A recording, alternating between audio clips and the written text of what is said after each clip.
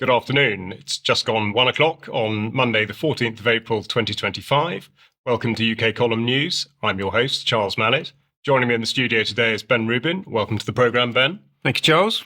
And via video link, Diane, Rasmussen, McAdie from Edinburgh and Alex Kriel from Moscow. Now, among the topics to be discussed today are geoengineering, Russia, local media, and plenty besides. But we're going to begin the programme with steel and the state of emergency that the government have described around the situation concerning the Jingyi Steel Company, or at least British Steel as it's been known, having taken it over from Tata Steel in 2020, and the emergency measures that the government have taken to ensure, so they say, that the blast furnaces will keep burning in Scunthorpe and that there will be the saving of 3,000 jobs. Now, the government have put out a statement, as I say, to confer upon us the idea that they are the salvation in this particular circumstance. A statement from the Prime Minister in which he concludes by saying, "A secure future, a Britain rebuilt with British steel in the national interest." We'll go on to qualify exactly what it is he might mean by the national interest, but I think it's worth harking back to the manifesto that they put out last year and to ask what effect the committed £2.5 billion to steel has actually had, and whether this apparent crisis could have been averted. But also, when considering the numbers, on the very next line of the manifesto was the commitment to the most pointless exercise yet described by government, which of course was a £1 billion commitment to the capture of carbon dioxide. Now, the Business Secretary, Jonathan Reynolds, has conducted many interviews, of course, in the wake of this, and I'm just going to play a short clip from his interview on Sky News with Trevor Phillips, which gives us a bit more of an insight into what might really be at play here. Can't. I wouldn't personally bring a Chinese company into our steel sector. You would not bring a Chinese company? I wouldn't say that. I think steel is a very sensitive area. I don't know the Boris Johnson government, when they did this, what exactly the situation was, but I think it's a sensitive area. Sensitive areas? What about nuclear power, for example? Look, I wouldn't want to, on an interview, make that kind of specific determination, but I think we can't ignore China. I mean, China's a fifth of the global economy. You know, what they do has an impact on us. And where we can have areas where we can cooperate in our mutual interest, I think that is a good... But there's a high trust bar now, isn't there? Yes. So he was pushed further and further during that interview, in effect, to call out China as being in some way a state threat to the United Kingdom and indeed to the steel industry, and how critical steel is as an overall part of industry in the UK, and a lot else besides. Now, in order to qualify all this, I think it's worth referring back to what the Labour government put out last year when they described their steel strategy, the plan for steel, which was in the form of a consultation. But within that, they said that as well as supporting our mission of making the UK a clean energy superpower, steel is a fundamental component in activities such as the construction of wind turbines, manufacturing the next generation of electric or autonomous vehicles, or building the infrastructure needed to sustain our digital economy. Now, each of those things, I think, bears a little bit more scrutiny, and that's why we will go to UK Steel, who have published a great many documents on the steel industry of the United Kingdom in the last few years. And in particular, they refer to the description of the offshore, what's called the offshore wind boom. So it's interesting to note then that they say in the last 5 years, admittedly, of course, 4 of those have not been under a Labour government, but nonetheless, in the last 5 years, less than 2% of steel used in UK wind farms was fabricated in the UK, and almost none made using UK-made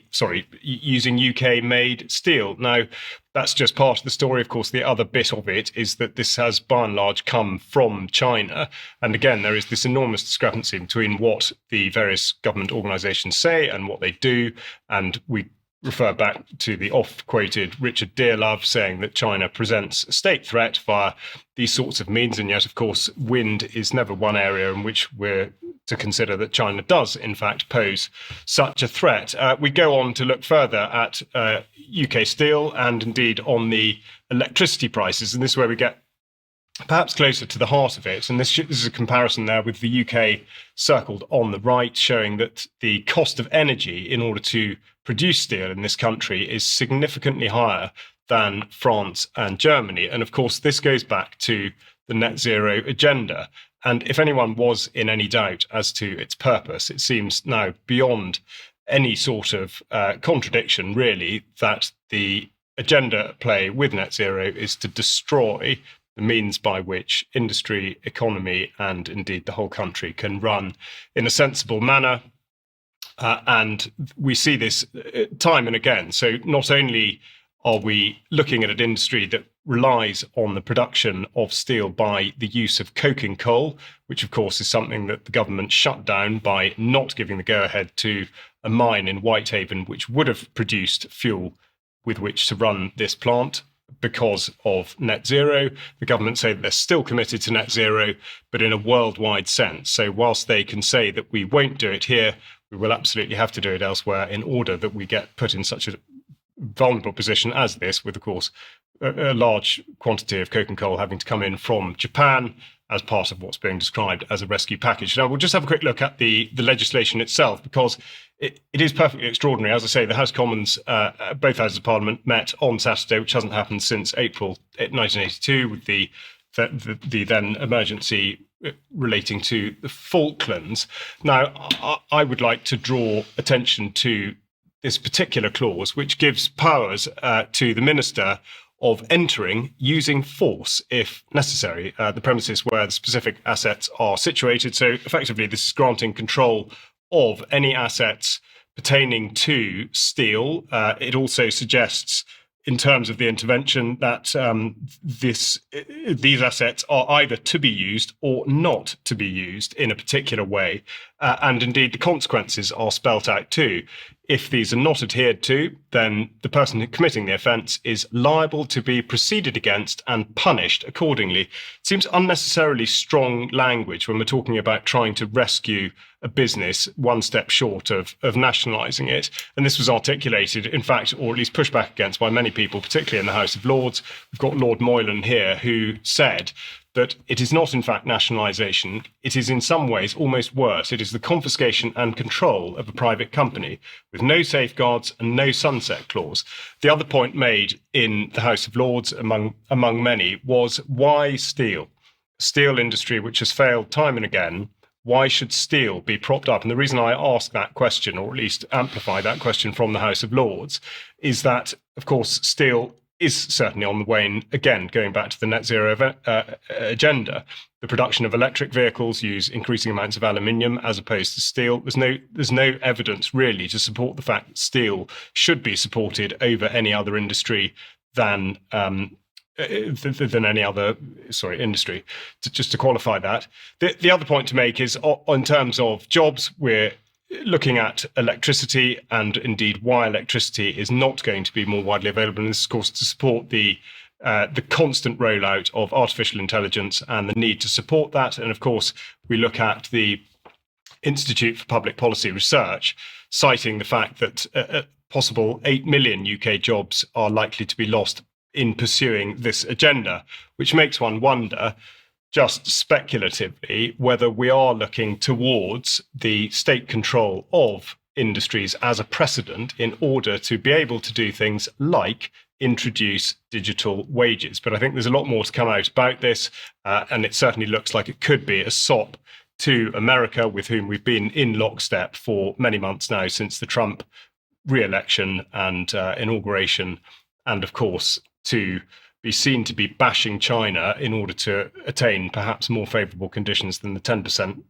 tariff that we have been given could also be a large factor. There'll be a lot more to come out on this, and we're now going to go across to Diane to look at behavioural change. Yes, hello, Charles. Hello, Ben. Hello, everyone today. It's great to be here. So last week was the United Nations Behavioral Science Week. It took place across 46 UN entities, and there were 15 events throughout the week.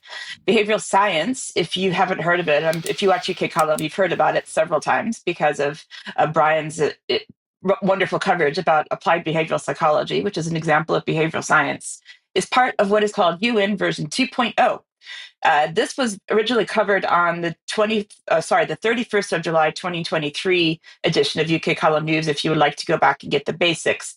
But essentially, the policy, according to the website of UN 2.0, says that halfway to 2030, the world is not on track to achieve the SDGs. To accelerate progress, everyone needs to rethink, refocus, and recharge. UN 2.0 is a vision of a modernized UN system, cutting-edge skills, and forward-thinking culture that enable UN entities to better contribute to the quest for the SDGs. These ongoing internal transformations are designed around a quintet of change. Now, personally, I love music. This is not a musical quintet, but the quintet that it defines, that are 5 steps to this change, are innovation, data, digital, which includes helping with inclusive online education platforms, foresight, and finally, of course, behavioral science, enabling better choices. They call it BESCI, BESCI, and they have a hashtag that they use. That's kind of their shortcut. So what happened in Behavioral Science Week? Well, they were all webinars from as far as I could tell. I watched some of them just so that you don't have to. I don't like to do that to the viewers, but there will be a link in the show notes if you would like to see some things. I've got a short clip from one of the sessions that was called Getting Started with Behavioral Science. This took place on Wednesday last week. The speaker here is Sonia Guerrero, and she said she works in the education sector at UNESCO. So let's hear what she had to say. But we think that a behavioral science approach can improve the uptake of data and scientific evidence for decision making in education. And we think that one of the first things we need to do is to sensitize colleagues about this. So to get started, what we decided to do was to begin with a landscape review of how the behavioral sciences have informed the work of other international organizations, such as UNICEF, the World Health Organization, and the World Bank. A very preliminary scan is showing that behavioral sciences have been used within education projects, but used primarily for health interventions. Still, this shows potential that we can, in fact, use behavioral sciences in education projects, in particular around getting teachers to change their teaching practices, which is a major challenge. So, for example, teachers might still be using some outdated teaching practices, such as asking kids to memorize content, which would appear in an exam. So what we're seeing here is the use of applied behavioral psychology to change how teachers teach, taking away the inspiration and the passion that they might have had from teaching in the past, but they're going to teach them how they should be teaching instead, and also to make sure that students don't have to do things like take exams, because that's not fair to students, right? We wouldn't want to make sure that they knew anything. Another example of the use of behavioral science in UN 2.0 is a behavioral change service called Verified. Apparently, this is, quote, delivering science-based information in times of crises in an era of prolific mis- and disinformation. There's a bit of information on the Quintet of Change website. It is a UN initiative, but as I said, it's got a part UN, but also part this organization called Purpose. And we can put a screenshot of Purpose's homepage on the screen here. It is apparently working hard to cut through the noise around global crises and deliver critical fact-based advice and information. As they say here on their very obvious black and white homepage, they use creative storytelling and campaigns to move people to remake the world. Don't forget it, very large letters. Other partners of Purpose include the Bill and Melinda Gates Foundation and the Rockefeller Foundation, of course. As I was looking into Behavioral Science Week, I ended up coming across something that I had never heard of before, which is the United Nations University, or as I'll call it, UN Uni. As a former professor who now watches what globalists do instead of teaching at a university, I was surprised to find out that UN Uni existed. So I decided to look into it a bit more. Their homepage says they work on evidence-based solutions for a sustainable future, because of course they do. Looking into it a little bit more, I found that the university encompasses 13 institutes located in 12 countries around the world. Their research and academic activities are aligned with every sustainable development goal, which are people, planet, prosperity, peace, and partnerships. So, of course, this is all starting to sound familiar because they say the same thing everywhere. Their headquarters is based in Tokyo. They have institutes in 11 other countries. So, of course, it's global. Students, if you want to be a student at this university, you can undertake research that links directly with the work of the UN and its agencies. For example, you can get a PhD in sustainability science. You can do a part-time PhD in the Netherlands. You can get a PhD in innovation economics and governance for sustainable development. And you can also get an MSc in sustainability or public policy and human development, or the geography of environmental risks and human security.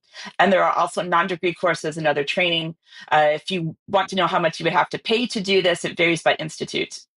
So just like me, the UN Uni is celebrating its 50th birthday this year. Here's a quote from the UN Secretary General, Antonio Guterres, who's celebrating the birthday. And on his website, he said, "For half a century, university leaders, staff, students, and alumni have driven peace and progress by bridging the worlds of education, research, and policy, by acting as a trusted source for evidence-based policymaking, and by uniting the world through knowledge and partnerships that address our most pressing global challenges. The United Nations University is truly multilateralism in action." So I found this UNU Merit, which is one of the institutes, talking about their contribution to the Behavioral Change Week last week. And that's how I found out about what was going on at the UN Uni. So just to see what it would be like if you wanted to be a student at UN Uni, I've got a couple of clips from their YouTube channel. This one is called, it's from a lecture called "A Cup of Tea for the SDGs." So let's learn from this lady. So how the SDG could help navigate these complex tea terrains, and actually the SDG could help tea tell its story. They are the impact, the SDGs are the impact that the tea industries and we as a tea consumer working to achieve. So the success of achieving a sustainable tea sector is actually hinge on our ability to balance SDG 12, which is responsible consumption and productions, and in our effort to enable economic development, or SDG 8, for the tea smallholders, and in a way that can conserve the life on land, which is SDG 15. So all of this effort should be done within the effort to alleviate poverty, SDG 1, and to achieve food security, and SDG 2, and to combat climate change, which is SDG 13. So there's your lecture. If you wanted to know what kind of research they do before you decided to apply, here's a video from February explaining a new report called Disaster Risks 2025, Turning Over a New Leaf, which was written by UN Uni's Institute for Environment and Human Security. And it found that redefining what we value is one of 5 fundamental changes that humanity needs to make to shift towards a more sustainable and resilient world. So let's watch the summary video. The world faces many serious threats: climate change, pollution, biodiversity loss, and inequalities, to name a few. We know what needs to be done to change course, so why aren't we doing it? The answer lies in society's deeper structures and assumptions that create the outcomes we see all around us. Take, for instance, spraying aerosols into the stratosphere to reflect sunlight back to space. This attempt to limit global warming is called solar geoengineering. Some governments and companies are exploring it as a way to combat climate change. But the actions of a few could lead to negative impacts for others around the world.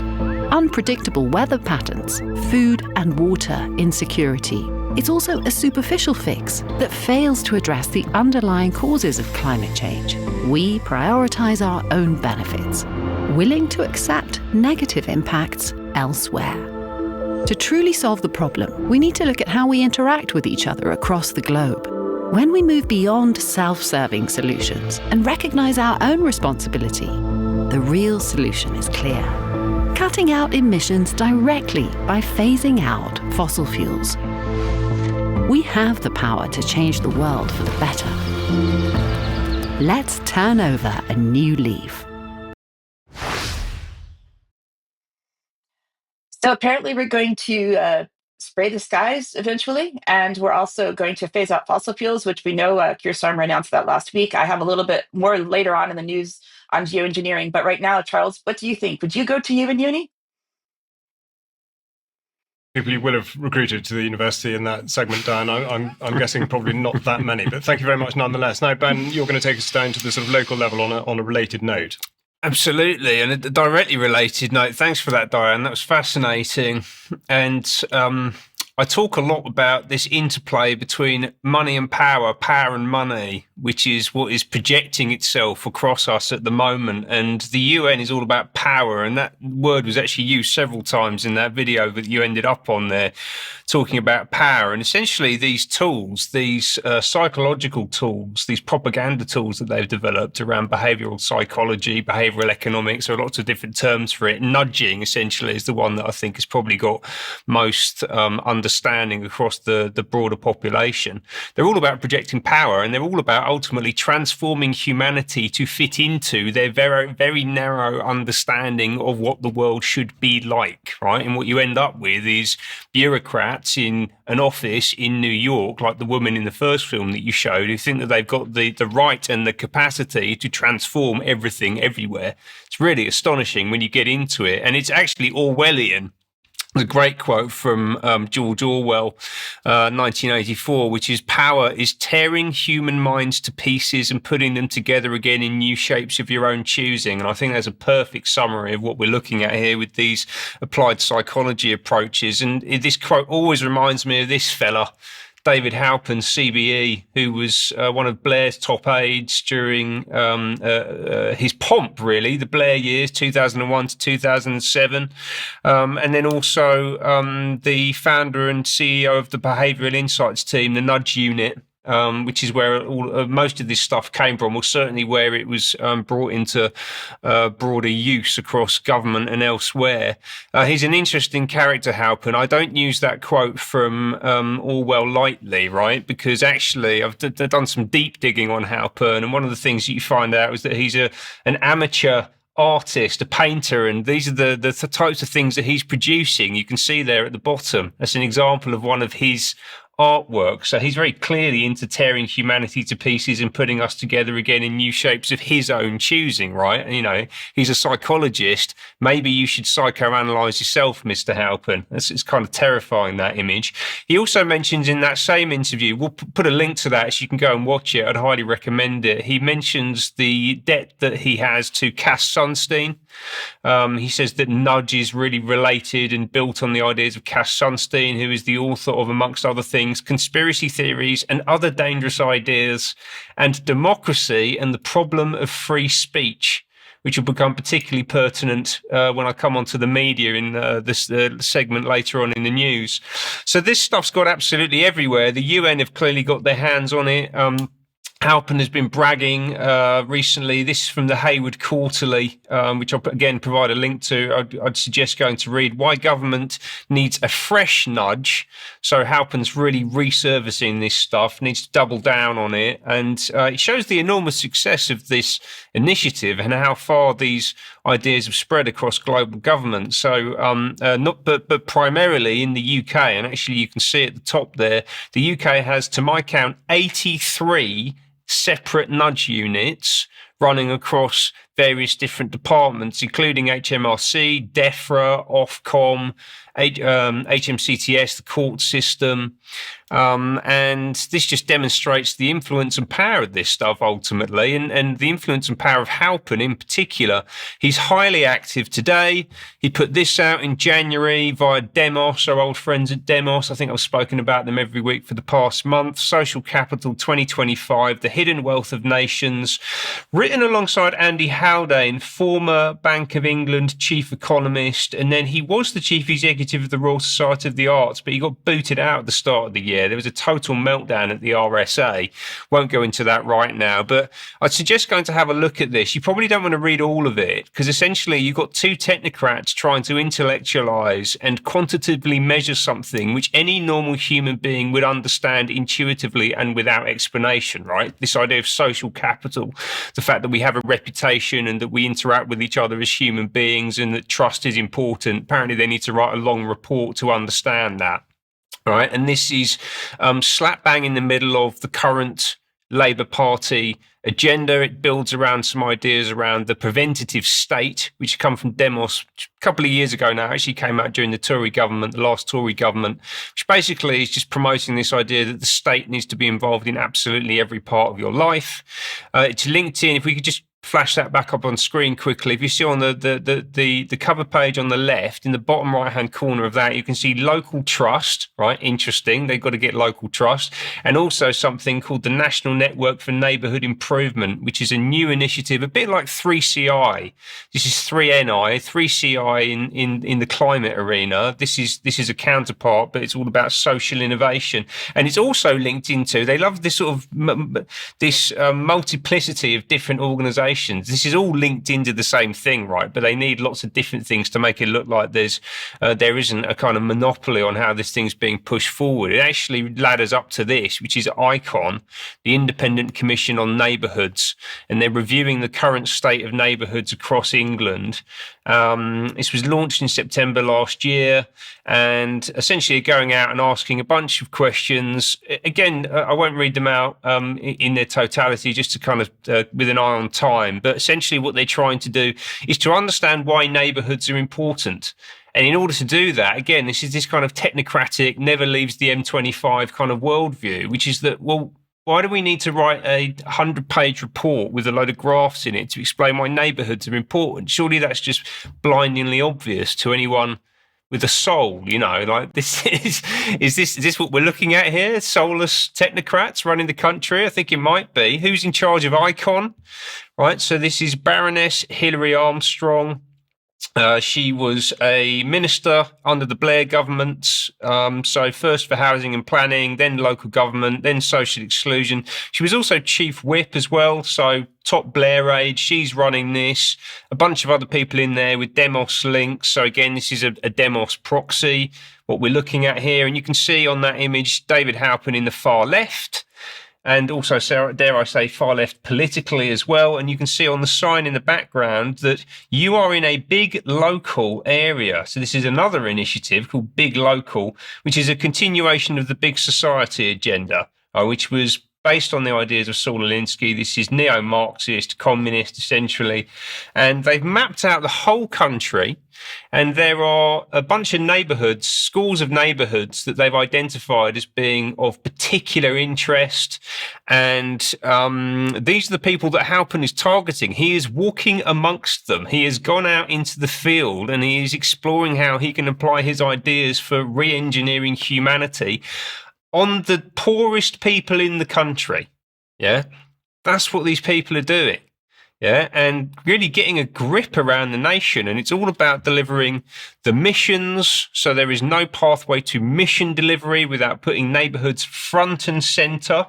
Yeah, this is absolutely crucial to the implementation of the change agenda. They've got to get everyone in the country caught up in this thing. This is total centralised control of our society, driven by Halpin and these organisations here. Lots of talk of reform, as in the political party, which is essentially a proxy for people who don't like what the state's doing. They talk about reform and needing to combat it and control it, which is really odd, given this is supposed to be an impartial commission. NHS, obviously front and centre. Article here, which we'll link to the BBC, which talks about an English neighbourhood that claims to hold the secret to fixing the NHS. And actually, Wes Streeting has come out and promised to turn the NHS into a neighbourhood health service. So we're going to start hearing this term a lot, again, for all the reasons that I've identified.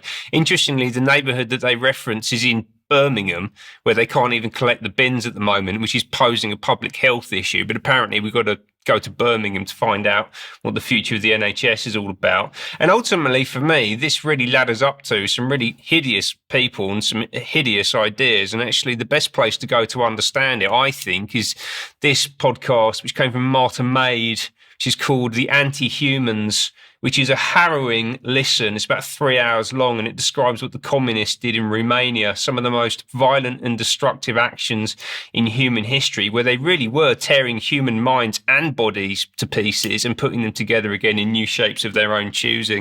And that's what I think that we can see here playing out with these behavioural insights techniques and this desire to radically transform humanity. Yeah, radical it absolutely is. I hope we'll have time to talk about that in extra. Thank you very much, Ben. Now, as you'll know, the UK column is funded solely by its members and viewers. And so if you are in a position to be able to support that, then you can either make a donation or you can join as a monthly member or an annual member or indeed as a lifetime member. We also get a small percentage of sales of Clive de Carle's products, which are available on the website. And indeed, sorry, I've got that back to front, our merchandise in the shop. So please do go and have a look there. Also, we'd encourage you, please, to not just engage with, but also to share our material as widely as you possibly can, because we are heavily censored elsewhere. Now, Ben, you have something coming up. Indeed, this is my side hustle, what I do in my evenings and on my Saturdays. It's called Pattern. We're building parallel systems of culture, governance and economy, which means new businesses, new charities, new campaigns. And I'm running an incubator program over 10 weeks. It's a structured process. It's about unlocking growth, people who are launching new things and want to participate in creating different options for society.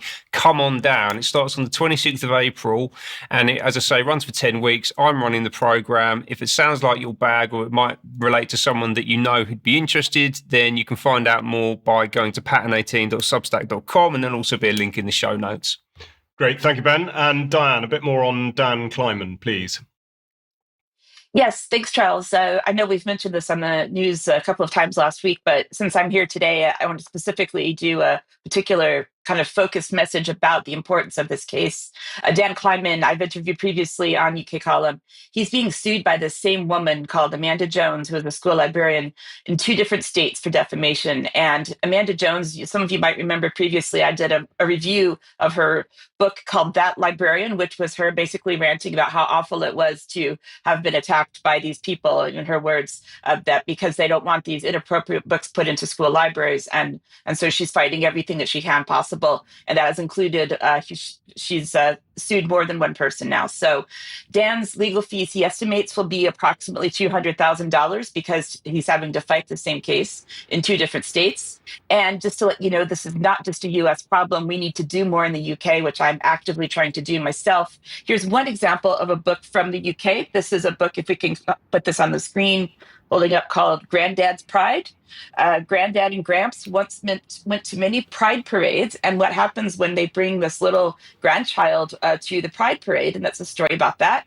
This book has won the British Book Award and Waterstone's Children's Book Prize, and it's got protesters holding up signs inside this picture book for very young children, saying things like LGB with the T and protect trans kids. So just to let you know, I could go into much more, but I won't do it. But just please, if you can at all, give at least a prayer request, which Dan's asked for on his page, or some money, please. Great. Diane, thank you very much indeed. And now an investment for Stand in the Light, which is coming up the end of next month, the bank holiday weekend, 23rd to 26th, up in Cumbria. It's a fantastic festival last year, attended by UK Column, and we will indeed be there this year. So please do look out a ticket for Stand in the Light. And also a reminder that our event from the 5th of April is still available to buy at the shop. You can buy the recording of the live stream, which I really would encourage you to do. An absolutely fantastic selection of talks. And tomorrow, going out at 1:00, an interview I've recorded with Dr. Sam Bailey, a New Zealander who has been persecuted by the Medical Council of New Zealand and is now being asked for 150,000 New Zealand dollars, in effect, as a means of attempting to censor her. So that will be a very wide-ranging and fascinating interview. I really would encourage you to take a look at that. Now, we are going to move to Russia, Ukraine. Of course, there's been an awful lot of controversy about the Trump tariff sort of merry-go-round, and a part of that narrative is that both China and Russia can indeed be dealt with by economic means. And I think this is something that we want to look more closely at. Of course, this is on the heels of the report yesterday of an attack in Sumy in northeast Ukraine, which Donald Trump is seen to be speaking out, very much as a horrific and regrettable incident, although it's a bit unclear as to sort of how it happened or what happened. And then we've got the sort of Witkoff and Kellogg duo making overtures about how things could be resolved with rewriting the map and all the rest of it. But ultimately, they keep coming back to the idea that the art of the deal is such that there may be financial control exerted over both China and Russia, either together or separately, in order to bring about the right outcome. Now, just as a prefix to that, I'm just going to show the map of government debt that the International Monetary Fund puts up, just because it's fairly stark that shown in orange is the United States and the United Kingdom, both with a debt of over 100%. And with that in mind, we're now going to go to Moscow, where we're going to hear from Alex Kriel, who has been digging into this. And I think my question, first of all, welcome to the programme, Alex, but my question to you is, with this backdrop, what exactly is the likely effect on Russia of any sort of financial or economic play from, in particular, the United States? Thanks, Charles. So right at the moment, there are 38,000 sanctions against individuals and corporates in Russia. That's a figure calculated by the Kremlin. These sanctions have been in place now for about over 3 years. And in terms of, export performance of Russia, the effect has been essentially zero. And it's been zero in dollar terms. But what it's done is it's just shifted trade. All of the trade that went from Russia to Europe is now going from Russia to India, Russia to Turkey, and Russia to China. So I don't know if it's possible to put the chart up, but even without the chart, you can see just the contraction in the red, which is the reduction in trade with Europe, has been completely compensated for by incremental exports to those three countries I mentioned. So net, there's been no impact really on exports from Russia.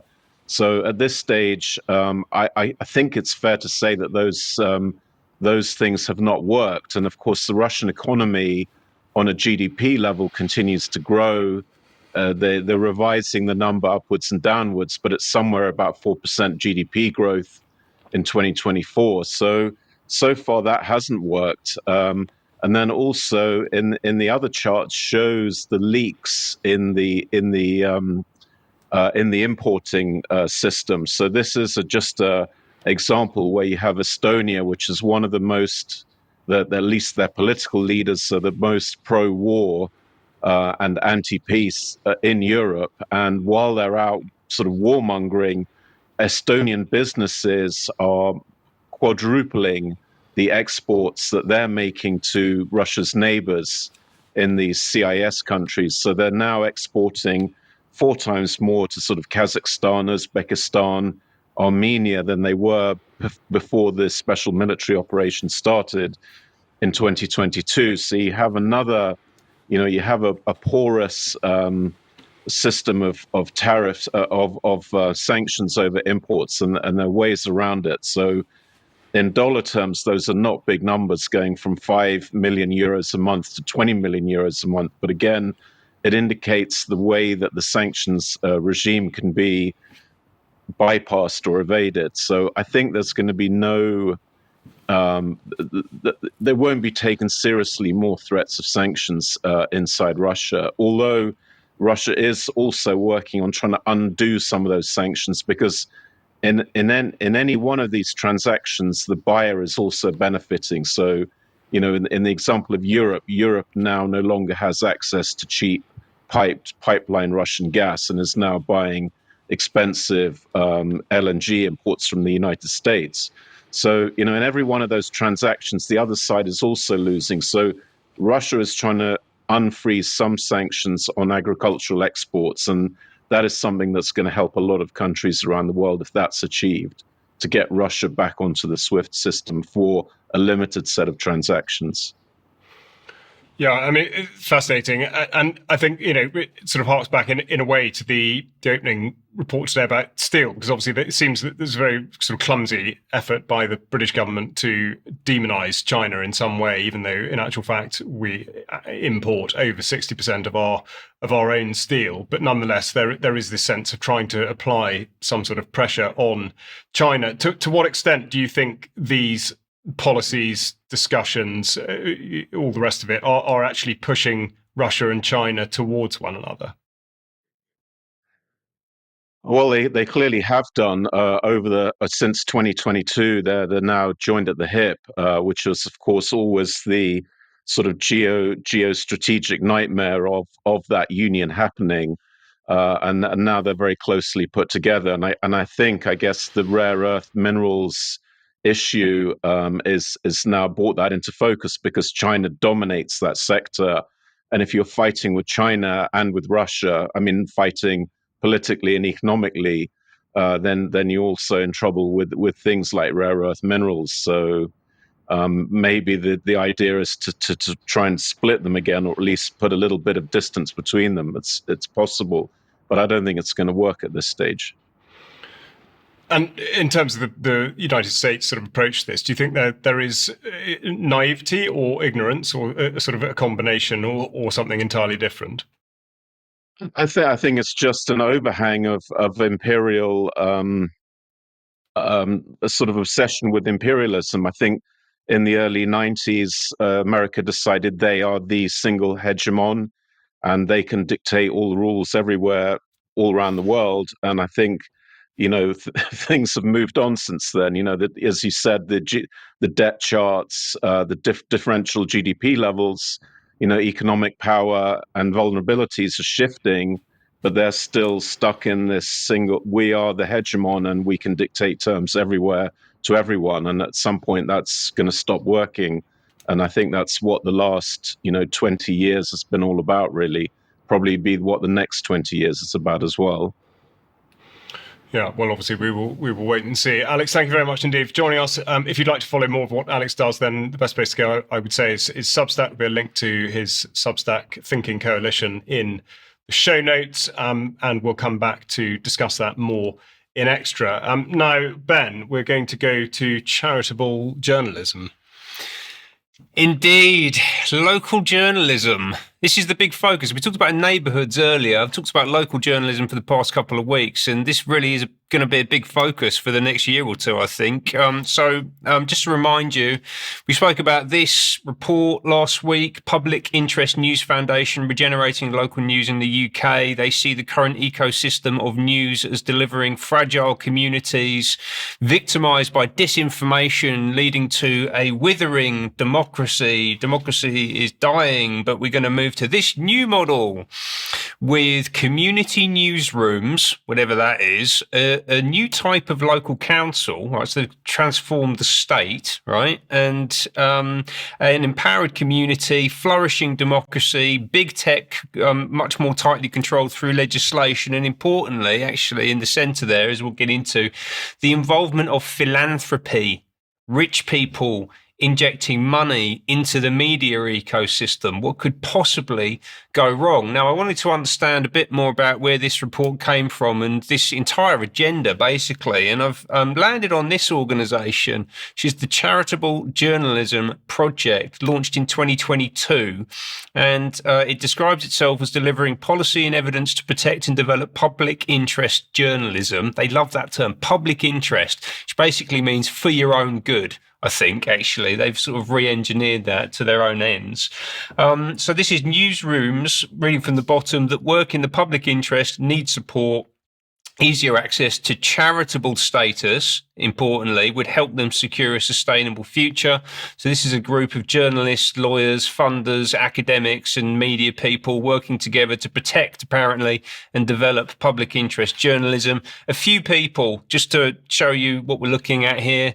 So William Perrin is involved. Now, I've spoken about you for the past 3 weeks, William. You're getting absolutely everywhere there. This is the guy that was boasting about being instrumental in establishing Ofcom. He's absolutely involved in this still. Samir Padania, who again I spoke about last week, he's on Perrin's foundation, and he's also linked into Open Societies, Nesta, the International Fund for Public Interest Media. Fascinating guy. Probably going to have to do a bit more of an exploration on him over the coming weeks, because he's a big thinker in this area, really driving the agenda. And then this woman on the right, Kitty von Bertel, who is a trustee of the charity, and she is co-founder of Multitudes Foundation, who I've spoken about a lot previously, which is a political organisation. It's funded by Daniel Sachs and Open Societies. It's part of the Apolitical Network, and its express purpose is to break existing power structures. That's what Multitudes Foundation says that it's there to do, to break existing power structures. She's also involved in this organisation, which is Illuminate. Well, she was involved at the time that this charity was founded. Right now, this is established by a guy called Pierre Omidyar. He was one of the founders of eBay, so French billionaire, and he envisions a future where everyone has power to shape society. Again, this is about the transformation of society. They're there to ensure that people have the information, rights, and power to drive change. They're involving themselves in information ecosystems, promoting participation and dissent, importantly, but only dissent that serves their purposes. And it's working across Africa, Asia, Latin America. And actually, I thought that this fund was only working across what they would probably call the global south. But actually, it is one of the vehicles for CJP. Apologies, jumping ahead there. Which is interesting. It shows they're working on the ground in the UK, importantly, right? Now, we're going to hear from George Brock, who is the chairman of the Charitable Journalism Project, talking back in 2022 to the DCMS Committee Local News Inquiry. Why is it philanthropic funding of journalism is less prevalent in the UK than other countries like the US? The Charitable Journalism Project works on exactly this issue, and we would like to see more organisations, more local newsrooms to apply and succeed and registering as charities, which would give them a great advantage. There is perhaps more money sloshing around in the American system than may ever slosh around in the British system, but if they're registered as charities, they can take donations large and small. There's a tax break, and there's a reputational gain as well. If you're a registered charity, obviously you're regulated. As far as I know, the Burngreave Messenger is the only local news provider registered as a charity. There's been some shift of attitude on the part of the Charity Commission recently. They've publicised the decision to register as a charity, the Public Interest News Foundation, and they registered Charitable Journalism Project as well. And we think that they are starting to think more flexibly about this, but we would like to see this opening wider and more publications go through it. Wouldn't suit every local publication to do that, but we think there are really quite a lot, and our next project will probably be to look at exactly what this number is. We think there are quite a few local news projects which would gain from this and could, strengthen their evidently often very ropey finances. They want more local newsrooms registering as charities. Yeah, apparently news is not an industry anymore, it's charitable. And this is a total inversion of what it's supposed to be, right? It's supposed to operate in a marketplace and not be owned and controlled by philanthropic wealth. Ultimately, the people that these titles are supposed to be investigating and holding to account, right? It's not just the state that's the issue, it's the money side of the power and money equation as well. What else does charitable status do? Well, first of all, it makes them subject to greater regulation. Yes, we talked about Ofcom over the past few weeks. The Charity Commission will also now be in the mix as well. Right, so that again is the method through which greater and tighter control is going to be applied. It's going to give you access supposedly to free money, so make it possible for big funds like Illuminate to inject money into this ecosystem so that they can strengthen their ropey finances, which was quite an interesting term that he ended up on, which is really the point here, right? Which is, why are their finances ropey? Yeah, and it's to do with this, right? It's the destruction of Western economies in order to place more power and wealth into the hands of a global 1%. That's the problem. Yeah, and getting that global 1% that has engineered this situation deliberately to start giving money to local newspapers is not going to fix the issue. It's going to exacerbate the issue, isn't it? That's what's going to happen. Right. And what else has been going on? Well, big tech's entered the mix, really importantly. So here's some statistics looking at the advertising revenues globally of publishers, TV channels, and Meta, aka Facebook. Right. So we can see that TV has gone down about 25% since 2016. These numbers run up to 2023. So it's a 7-year period. It's gone from 200 billion to around 150 billion. Big drop. Publishing's even worse. It's gone from just under 100 billion global revenues to just over 50. So there's nearly a 50% drop in the publishing space. And who's in the ascendant? Big tech, exemplified here by Meta. Yeah, you've gone from, I think it was around 25 billion revenue in 2016 to nearly 150 in 2023. And actually, it surpassed, Meta's ad revenues surpassed the whole of the global fixed linear television industry. All TV advertising, Meta surpassed it in 2024, and it surpassed the publishing industry in 2019. And what was the big driver that really pushed it over the edge? Well, it was COVID, wasn't it? That's what happened.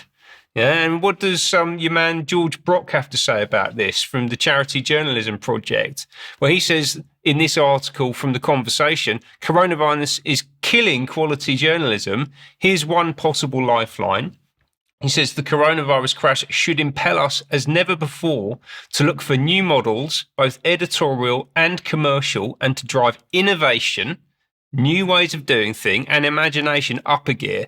Never, as the saying goes, let a really good crisis go to waste. That's a really interesting term there from George Brock. Sorry, not Greg Brock. Look at me, I made a mistake on the slide. And ultimately, I think this is, and I've used this term before, I'm going to use it again. I think that this is what we're looking at, right? The side effect is the intention, the COVID lockdown, amongst everything else, by the way, because I think that big tech was ultimately a way of destroying the media ecosystem. COVID was a way of accelerating that destruction, and that was deliberate. The side effect is the intention. Yeah, CT. Thank you very much, Michael Driver, for that. So much more to come on local media. This really is the battleground where the global agenda and local people are going to have to slug it out. So. Yeah, absolutely. And I mean, it's so stark on that graph, seeing that leap up in 2020. Thank you very much, Ben. Now, Diane, geoengineering, they always say they're not going to do it. They don't plan to do it. What are they planning to do? Well, I think we have some very solid evidence of what they are planning to do and what they are doing already. I want to start out by introducing this by talking about a UKRI, which is the UK Research and Innovation. It's a quango that controls the majority of the public research funding in the UK. UKRI is a non-departmental public body sponsored by the Department for Science, Innovation and Technology. It is the largest research funder for public funding in universities in the UK, as I said. They ensure public funding is invested in research that apparently will benefit the whole of the UK and provide a clear return on investment for hardworking taxpayers. At least that's what they say on their website. They have 9 different research councils, mostly organized by subject areas. They have one area that's called Innovate UK, which sounds like one for Ben. Some of their recent funding, and it's a lot of money, but some of the biggest projects in recent years has been, for example, the AstraZeneca COVID jabs, clear energy projects, AI development, and a lot of woke projects as well. So, for example, one called The Europe That Gay Porn Built, 1945 to 2000, that was awarded to Birmingham City University for almost £850,000. On the 4th of April, there was a press release coming out that said that £13.9 billion of research and development funding had been unveiled to boost innovation and jobs and growth. And 8.8 billion of this was going to go to UKRI for distribution to these 9 councils. The Science and Technology Secretary, Peter Kriel, was quoted in this press release, and he said, quote, R&D, research and development, is essential to fulfilling this government's plan for change, whether in improving lives across the UK and beyond through new life-saving drugs, helping us build a cleaner, greener future or in exploring beyond our planet to unlock new discoveries that keep us healthy, safe, and prosperous, and much more besides. But actually, if you look at the real numbers, the government has cut the funding for UKRI in the new budget allocation with £300 million less than in the last budget. And considering inflation, that's actually a significant amount. So that makes it interesting that the government announced back in February that Professor Sir Ian Chapman had been appointed the next CEO of UKRI with a renewed focus on economic growth. Lord Valence, the science minister, said that Sir Ian, the new CEO's leadership experience, scientific expertise, and academic achievements make him an exceptionally strong candidate to lead UKRI in pursuing ambitious, curiosity-driven research, as well as innovations that will unlock new benefits for the UK's people and drive our plan for change. We also thank Dame Adeline Leiser, I hope I'm saying that correctly, ahead of her stepping down this summer, recognizing her pivotal work in guiding UKRI through challenging times, notably during the COVID pandemic and through the UK's return to participation in Horizon Europe. So Horizon Europe is a European-wide public research funding scheme that we had been taken out of for a few years because of Brexit. Dame Leiser, as we can see here on the slide, is predictably a World Economic Forum contributor, and her most popular piece for the WEF is called What Should Motivate Scientific Research? Going back to 12th of March 2025 on UK Column News, Charles presented a really interesting segment called The Net Zero Scam Now Involves Planetary Solvency and Geoengineering. It started looking into the Center for Climate Repair at the University of Cambridge, and I had a feeling that this would be a good start to help look at what actually gets funded by UKRI. And of course, geoengineering is a topic of great interest to our viewers. So as I said, there are 9 research councils within UKRI. One of them is called the Natural Environment Research Council, or I'll call it NERC. It funds a lot of climate change research at universities. It announced last year that it would be funding for £10.5 million from 2025 to 2030, a project called Modeling Environmental Responses to Solar Radiation Management, or SRM. So that means blocking out the sun to keep the temperature down, like we need at lower temperatures here in the UK.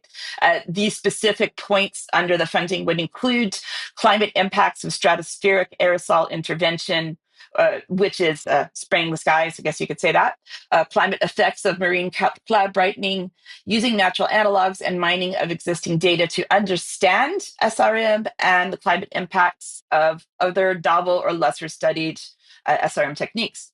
So essentially, they are going to measure the cooling potential of these different options so that we have a better idea of which, if any, should be explored further. They said that they would only be doing modeling and not actually applying techniques with this funding. So talking to Professor Sean Fitzgerald, who is the director of the Center for Climate Repair at the University of Cambridge, I really like this quote. If those of us who actually know what decarbonization might imply, he actually said in relation to this funded project, I'll be so happy if we've decarbonized so quickly that we don't need to apply this research. So the Center for Climate Repair is one of the major recipients of this £10.5 million of funding. So it's worth noting as well to go back into looking at the history of where this all came from. There are some government statements that we can see. Links will be in the show notes. Under the coalition government a few years ago, there was a policy paper published stating the government's view on greenhouse gas removal technologies, which is really what they're saying this all does, and solar radiation management. It said, quote, greenhouse gas removal and solar radiation management are terms describing a range of technologies that aim to counteract human-caused climate change by deliberate large-scale intervention in the Earth's natural systems. They are sometimes referred to as geoengineering or climate engineering. And they said in order to deliver on the commitment that was made by the UK by signing the Paris Agreement, the UK has legislated for net zero emissions by 2050. As we know, the Committee on Climate Change have made it clear that greenhouse gas removal will be essential to realizing this target. So they think that they will be having to use these techniques to offset remaining emissions in the sectors where it is most difficult to cut them. Specifically, the Committee on Climate Change report, which was published in 2016, talks about what need to be done specifically, and it said that solar geoengineering proposals include spraying reflective particles into the upper atmosphere, stratospheric aerosols that, again, spraying us. This process occurs naturally during very large volcanic eruptions, such as Mount Pinatubo in 1991. Now, I have a video clip here that mentions this Mount Pinatubo eruption. It's from a seminar by the Center for Climate Repair, which is the organization we're talking about that received part of this £10.5 million of funding at Cambridge University. This talk was given on my birthday, the 28th of March, 2025. The seminar was called Climate Interventions, a Distraction or a Necessity, ? This portion that we're going to see was from Hugh Hunt. Hugh is the Deputy Director of the Center for Climate Repair and a professor in the Department of Engineering at Cambridge. He starts here talking about another scientist called John Shepard. So let's hear what he had to say about John and about spraying. Sadly, I never met him, but he died a while ago. John's not dead. Just point of information, John's not dead. He's happily living in Snape. Well, that's news to me. Really? Yeah. Oh, sorry, John. Can we edit that up? Oh, really? Okay. Fine. Well, that's a bit embarrassing. Oh, well, John. Okay. Well, so John famously wrote at a conference this thing which has become known as the napkin diagram, and I've got a napkin here, and I drew it out. The napkin diagram, funny, if you Google napkin diagram, this is what you get. You get this thing about geoengineering. Napkin diagram says that temperature on the left-hand side, time on the horizontal axis, business as usual, BAU, things are going to get pretty bad pretty quick. Emissions reductions alone, as Oliver was saying, is not going to happen quickly. Carbon dioxide removal, again, that's going to take a bit of time to get going, but we're going to need to do it.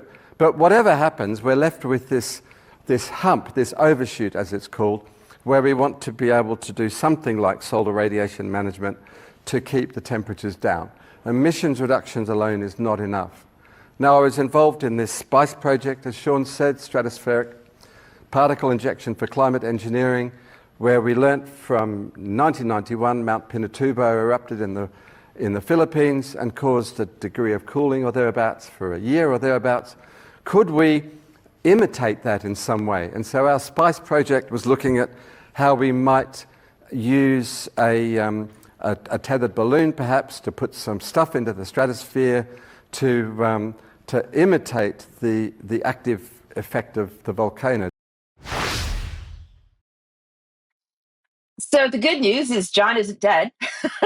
The bad news is that he was involved in a project called Stratospheric Particle Injection for Climate Engineering. But as I said, they're apparently only doing modeling of blocking out the sun with this particular project. But what would it look like to apply this actual research? So I've got another final short clip here from Douglas McMartin at Cornell University talking about blocking out the sun and spraying the skies. In principle, you could do something in space that's prohibitively expensive, almost certainly. Marine cloud brightening is the next most frequently discussed idea. The picture here is of ship tracks off of Europe's Atlantic coast. So that's formed by the pollution from a ship interacting with water vapor in the atmosphere to form a cloud. And you could, in principle, do that by spraying salt water into the clouds as well. This is less well understood. It's actually one of the biggest uncertainties in climate science is how clouds and aerosols interact. Stratospheric aerosols spread globally, so it's inherently a global solution. Marine cloud brightening is a little different in that you could do it in a much more targeted regime. That doesn't mean the effects would stay in a specific local area, but they could certainly be focused there. And in fact, Australia is looking at this right now for cooling the Great Barrier Reef. There's a third idea, which is cirrus cloud thinning. That's not actually reflecting sunlight, but avoiding trapping more heat. Cirrus clouds actually trap heat, so they warm the planet. And if you could thin them, that would allow more heat to escape. That's currently very uncertain, but it has similar governance issues. Well, I don't think we need to say just look up to see that they're spraying the skies, because we actually don't have evidence that whatever we see above us is actual spraying the skies, but we can see that there are plans for this. And in case of interest, the Center for Climate Repair is having a big conference on the 26th to the 28th of June this year called Arctic Repair 2025. The main topics will be who decides, ethics, governance, and public perceptions above the clouds, stratospheric aerosol injection, so there it is, the way ahead, the future of Arctic repair, bright ideas, marine cloud brightening, and other interventions. So I'm wondering what those other interventions will be. I don't know, Charles. Maybe I should go to the conference and find out. Do you think they would let me in? Diane, that sounds a very good idea, and that will be a fine note to finish the news on today. We have run out of time, but it does seem an awful lot of time, effort, and money to throw at something that the government insists it's not going to do.